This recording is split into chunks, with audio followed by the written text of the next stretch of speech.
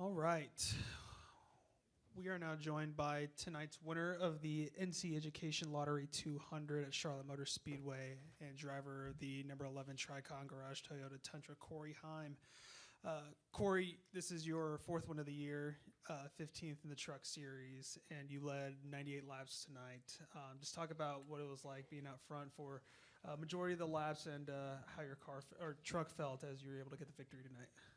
Yeah, I felt really comfortable out front. I feel like we were just as good as most people on the short run, and then our truck really came to life after about 15 to 20 laps there, and just was able to kind of be on cruise control while the green flag cycle played out, and Picker did a great job kind of getting us through that whole cycle as well, retained the lead, and just kind of managed our gap from there. So kind of needed a smooth sailing day, to be honest with you. I feel like we've had such a rocky year in the sense of having the best truck, being in position, and then just circumstantially something happens along the way to kind of take us out of it. So, just happy to kind of, once again, just have a smooth sailing day and, feel like we really proved a point tonight with our intermediate package. We've been strong this year, but I feel like in the past, this has honestly been our best track. Just haven't been able to close it out, and tonight was that night for us. All right, well, we'll begin opening up to questions. We'll come with Jordan first, then we'll go to Jacob. Jordan Bianchi, The Athletic, you've got 4 wins this year, but it seems like you probably have that many potential wins that have gone by the wayside for various reasons. What has been your attitude kind of through that stretch, and what have you learned from that experience? Yeah, I mean, I feel like we've had a various amount of kind of things that have taken us out of the race. I mean, most of it being circumstantial things, like Holmes said, we had that electrical issue, and then had the spin last week in the last lap, and just it's kind of been a mixed bag of things. So I think the frustration would have been more built up by me if it was something more consistent.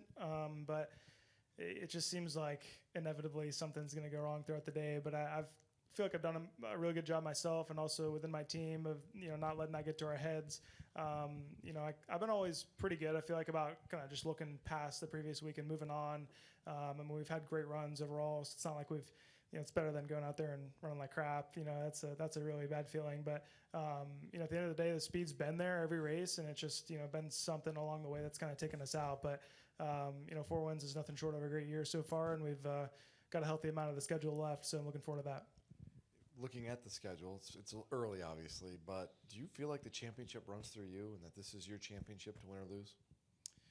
Yeah, I feel like people ask me that a lot, especially before Phoenix, and it doesn't really matter because everyone's on an equal playing field, and you just go out there and whoever beats the rest of the other 3 wins the championship. So, yes, I feel like we are the best truck, but it doesn't matter. Just whoever goes to Phoenix and has the best truck. Assuming we make it there, of course. And we did a good job today of kind of building that playoff point bubble up a little bit. So assuming we do make it there, hopefully, I think we got the team to do it for sure. But once again, once you get there, you just got to go out and try to win the race, and whatever happens, happens. Go Jacob next. Jacob Zimmerman, Race Face Digital, kind of dovetailing off what Jordan asked you, Corey. 4 wins on the year. You probably ought to have double that, like you said. Do you feel like you and this team are trying to prove a point? I mean, like you said, the championship's one thing, but just to prove a point that this team is the dominant force this year, win, lose, or draw? I don't really go into races thinking that. I'm not going to speak for those guys, but I just try to go into every race and do everything I can to prepare at my best ability and race to my best ability. I don't let any grudges or anything take me over too bad. Of course, you want to go out there and beat them as bad as you can. Most races, it's a good feeling for sure. But I don't know. I just feel like I have a pretty level mindset in the sense that I'm just going to do the best job that I possibly can. And I feel like some people go out with the intention of very desperate and must win, must show out, and that's kind of what's gotten me in trouble a couple times this year with other people just kind of driving over their head a little bit and taking me out. So I've tried to do my best and not thinking that way, and just try to have a level mindset going into a race. And I feel like that's paid dividends for us this year. This has been a big month for you. Start of the month, you guys unveiled the Blue Scheme. How important has it been for this team not just to be able to visit Victory Lane, but to use that platform for Foster Love and everything you and the Safe Light Foundation have done over Foster Awareness Month? Yeah, it's been a really cool experience. I've been pretty involved on that side of things as well. I traveled to Houston and visited a foster care center and was able to help them make some renovations and making it more of a safe space for the kids and whatnot. So just having those, having it on the truck is one thing and talking about it, but being able to actually experience it was a really cool feeling. And I was, honestly very uneducated about that world, before that. So I've met a lot of really great families that foster children.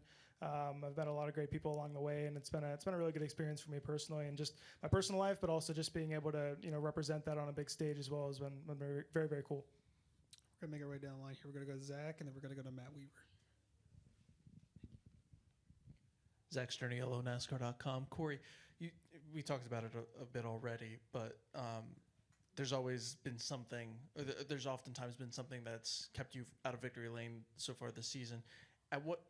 As that long green flag run is going at the end of this race, is it in the back of your mind that you're just waiting for that other shoe to drop where you're almost expecting something to go wrong? I know you talked about how well you and the team have done to keep your heads straight through that, but with everything that's gone on this year, is there a part of you that's like just kind of waiting for something to go wrong there?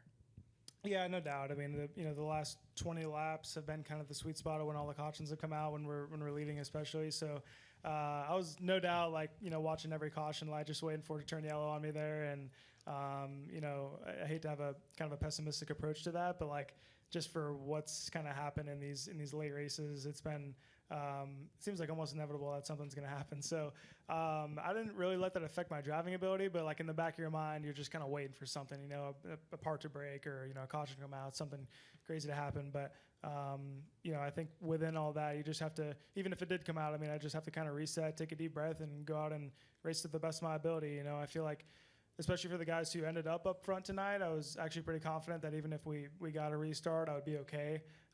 There's some people I'd like to be around more than others, and I think the people up front tonight did a good job of just kind of respecting, giving room, respecting, and just kind of knowing where they're at on the racetrack for the most part. So that was a good feeling as well.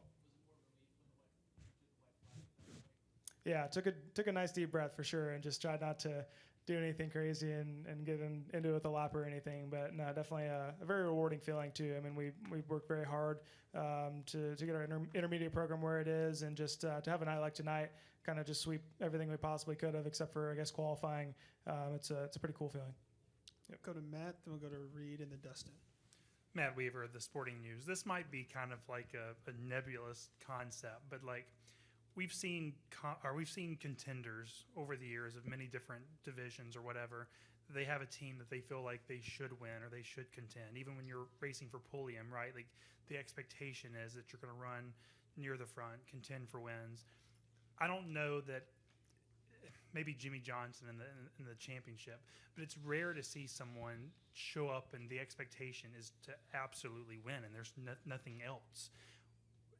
What is the difference between those two things, and what are the vibes like when you run into a situation to where it's like winning is the only outcome you'll accept?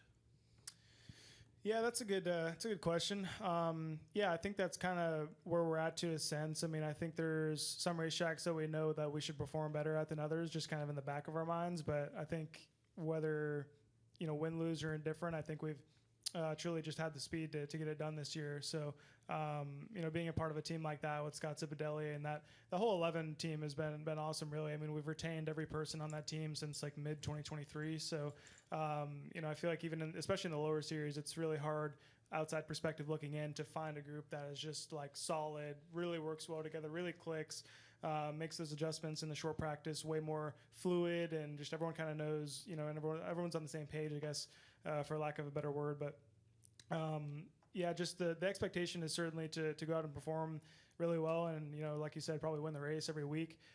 We've got the equipment to do it, and people are investing a lot in me through Toyota and Tricon and a lot of other people along the way as well. So the difference between that is just I feel like it's tough when you have a team that's moving around a lot, but when you're just in a secure group that knows what the objective is and what the goal is, it's a rewarding feeling to go out and get it done. But then you got to move on to the next week and kind of expect the same thing.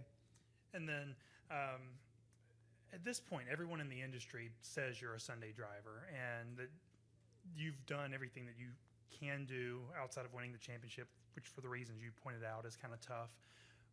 What is there for you to do in this division that you feel like, despite the accolades and the results and the performance, that you still need to work on? What are you targeting to be a better race car driver in the Truck Series to further validate that you're a Sunday driver?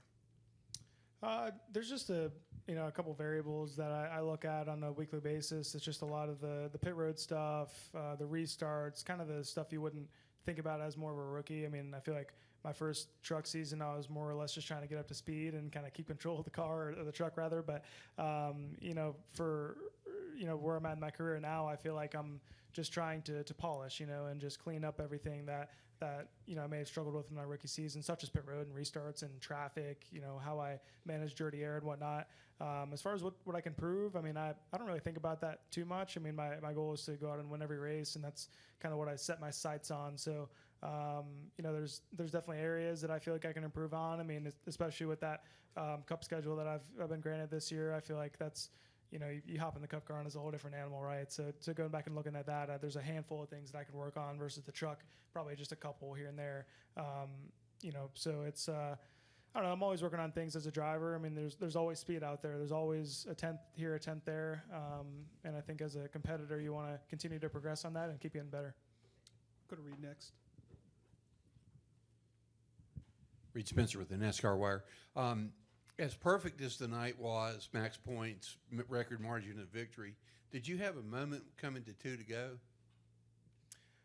Yeah, I did a little bit. I mean, a bunch of people have asked me about that. I don't feel like it was as bad as maybe the broadcast showed, but yeah, I must have got a little bit free or something. But it didn't strike me as like a almost lost it kind of moment. But I guess the broadcast maybe made it look a little worse than it was in the truck. But I probably got a little sideways. It's all right. It happens sometimes.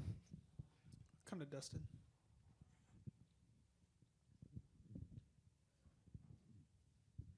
Dustin Long, NBC Sports.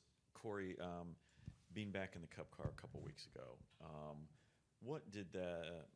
I don't know if "remind's" the right word, but what did it remind or show you of what you need to do, what to work on, or what that level is like? Since it had been almost a year since you've been in that car, and even with everything you've done in the Truck Series, what was that experience like, and how do you move forward from that to be better? Yeah, I think it more or less just validated some things that I had already kind of known. I mean, such as that, the Cup Series is very, very tough, and there's a lot of talented drivers, and just kind of being around those guys, it's like racing against, Ross and Kyle came down and raced a truck race tonight. It's like racing against all those guys, but, 36 more of them. So, it's just when you get behind in that series, there's such good talent and competition all the way through the field that it's really hard to recover. And that's not to knock the Truck Series at all. I mean, there's a lot of good young talent, but the inexperience does show. Versus me, who has probably 60, 70, something like that. Truck starts now. Being able to take advantage of that experience and kind of mow through the field. Throughout the night, but Cup car in the Cup Series, I feel like it's just so much harder to recover from things like that. So you really just got to execute very effectively on pit road restarts. In traffic, if you get behind, it's just really hard to recover. So, and also just the way it drives is so much different than the truck. A lot of people like to compare the two, which I think it is a better comparison than the Xfinity car, for instance. But they really do have a lot of differences. So. Coming from a full-time truck schedule, just being able to be comfortable with that car and squeeze every last bit of speed out of it is very difficult for someone like me who hasn't been in the seat in almost a year, like you mentioned. So there's a lot of things, I think, top to bottom, but I was really happy with kind of the way it worked out at Kansas. Kind of started off a little bit rough, but slowly climbed my way throughout the day and made some progress throughout that day. So that was a pretty good feeling. And I understand there's no comparison to winning, but when you finish 13th in a Cup race, what was the satisfaction of that, and how does that compare to anything here? Maybe, and again, I'm sure it's probably not the same thing as winning here, but because you're expected, what was it like to get that 13th in Kansas? What was the satisfaction? Yeah, it felt really good. It was very rewarding. All the I've kind of known my schedule since probably January, February. So we did Kansas work, before Daytona, in the grand scheme of things. So to kind of have that, longevity of how hard my 67 guys have worked and within myself, and have that payoff at Kansas was really cool. Didn't qualify great, had a pretty rough first stage, and I kind of thought I was in trouble, started getting a little bit nervous.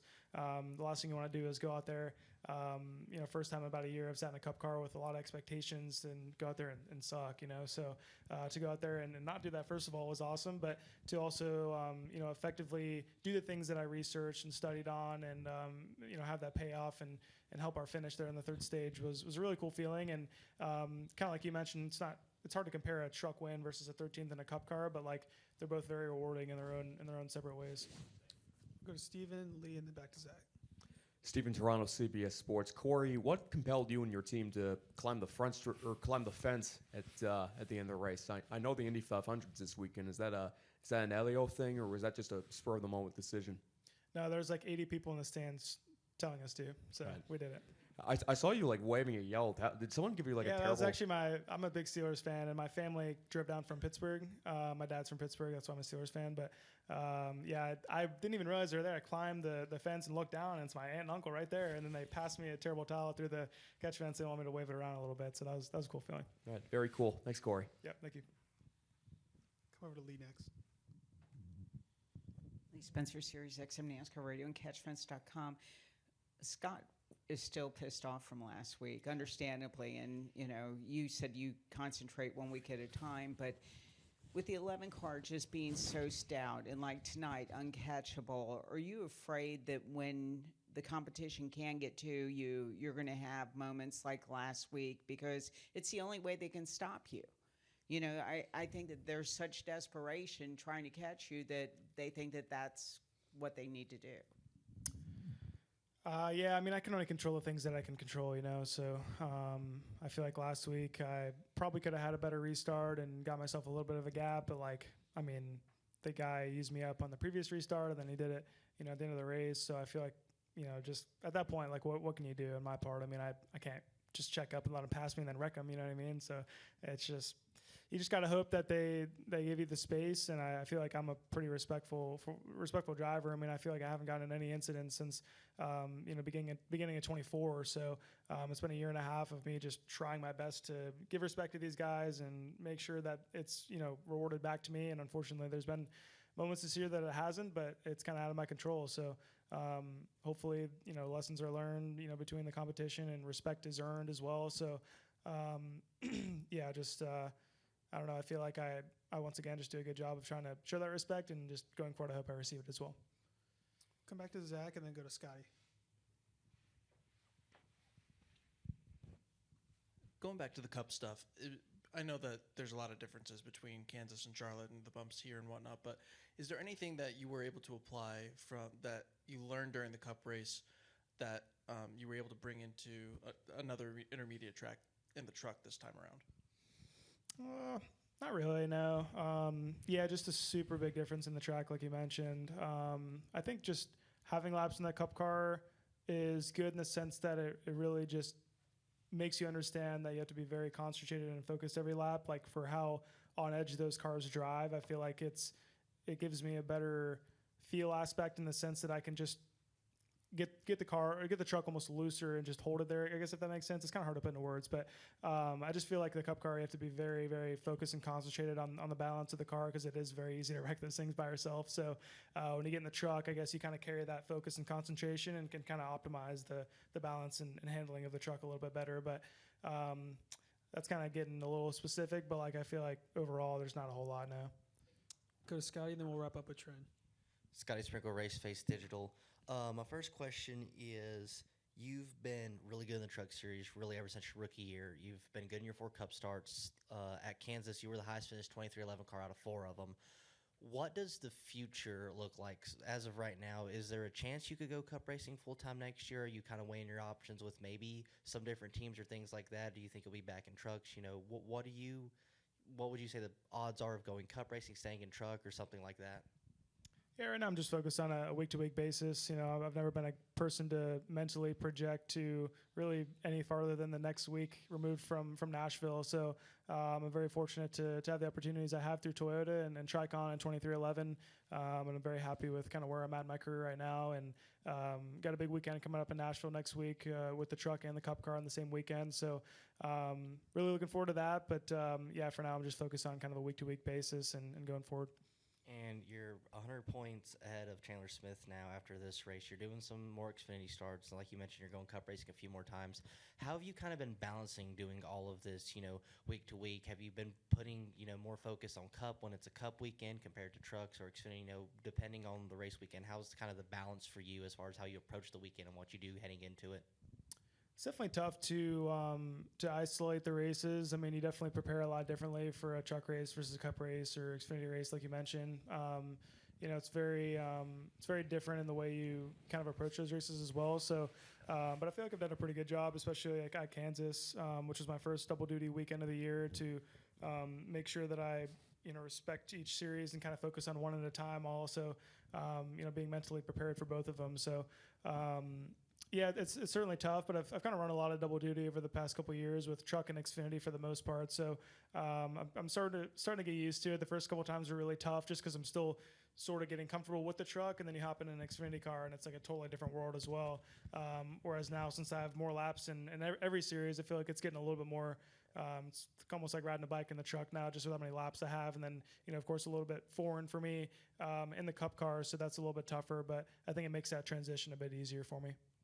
Close the trend. Trenton Worsham with FrenchDutch.com.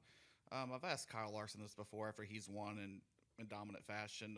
Between you and the crew chief, when things are going perfect out there in front, you got like a 5-second lead on your end in the truck series.